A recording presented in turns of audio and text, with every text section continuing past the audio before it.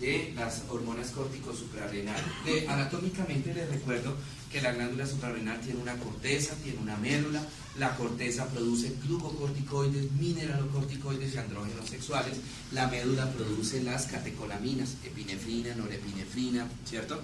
En estos casos de tumores, ¿sí? Inicialmente la tendencia es que se afecte la corteza suprarrenal, entonces se va a ver afectada, ya sea para hiper o ya sea para hipo, dependiendo de la causa, una disminución o un aumento en la secreción de las hormonas a nivel de la corteza, que van a ser los corticoides endógenos, ¿cierto? Entonces, en una disminución de los corticoides endógenos se presenta una patología que se llama la enfermedad de Addison. Esta patología no es muy frecuente, la enfermedad de Addison no es muy frecuente. Es más frecuente la hiper que la hipo, ¿cierto? Entonces se caracteriza principalmente por una disminución de los corticoides endógenos, principalmente los glucocorticoides, ¿cierto? Por lo general existen estos pacientes que tienen una disminución de la producción de las hormonas córtico-suprarrenales, un antecedente principalmente de haber sufrido una meningitis bacteriana severa. No quiero decir que todos los pacientes que sufran de meningitis van a quedar como una secuela con un síndrome de Addison, no. Tiene que ser una meningitis severa, bastante grave, para que de repente pueda afectarse la glándula suprarrenal. Entonces, en estos pacientes no va a haber la producción del cortisol, que ese cortisol es el que es el glucocorticoide, el principal glucocorticoide, que es el que a nivel renal me va a favorecer la reabsorción de agua y la reabsorción de sodio. Es decir, cuando se está pasando el sodio por la nefrona, el cortisol es el que se encarga de chupar, por así decirlo, reabsorber ese sodio para que vuelva a quedar circulando por la sangre y de esta manera se mantenga la homeostasis sodio-potasio y de esta manera mantener la homeostasis a nivel de la tensión arterial, trabajando con el sistema de los vasoreceptores, ¿cierto? Entonces, al no haber cortisol, no se va a producir reabsorción, no se va a producir reabsorción del sodio, ni se va a producir reabsorción de agua. Entonces, en la orina de estos pacientes va a haber mucha depresión de sodio, va a haber mucho sodio en la orina de estos pacientes.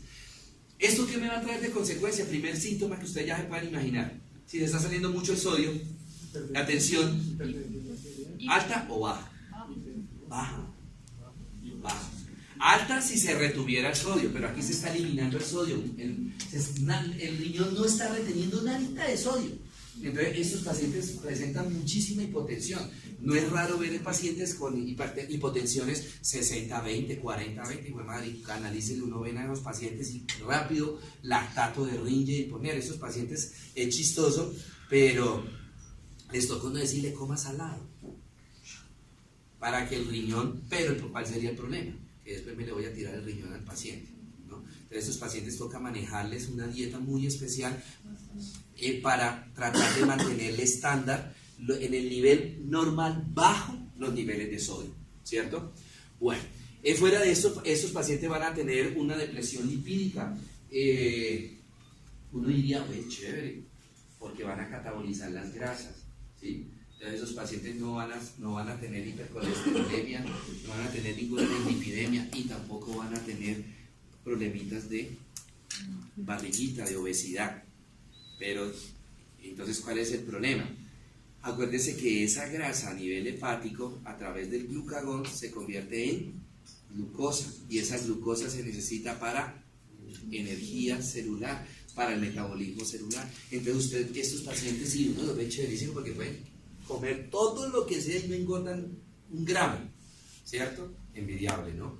El problema, ¿cuál es? Que son pacientes que van a tener adinamia, ¿sí? Que son pacientes perezosos, que son pacientes que siempre van a estar pidiendo break, ¿verdad? Porque están cansados, ¿cierto? ¿Verdad? Entonces también esa partecita es como mala, ¿no?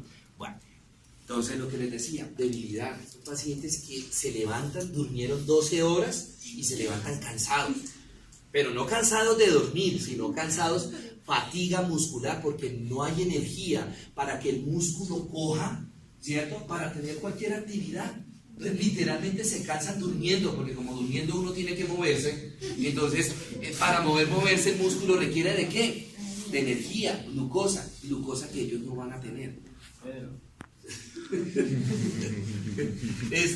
Lo que les hablaba, pérdida de peso, ¿verdad?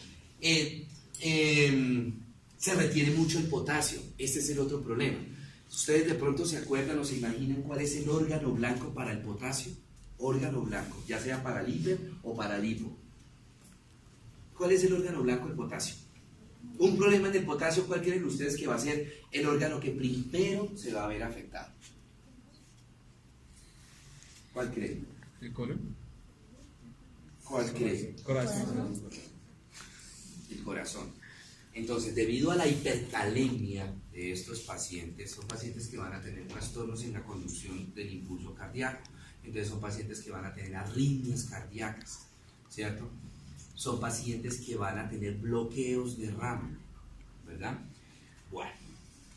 Y una de las principales complicaciones que puede generar muerte en estos pacientes, la acidosis hipercalémica o hiperpotasémica. No me gusta decir hiperpotasémica porque suena como a hipopótamo. Aquí en Colombia dicen hiperpotasémica, hipopotámica.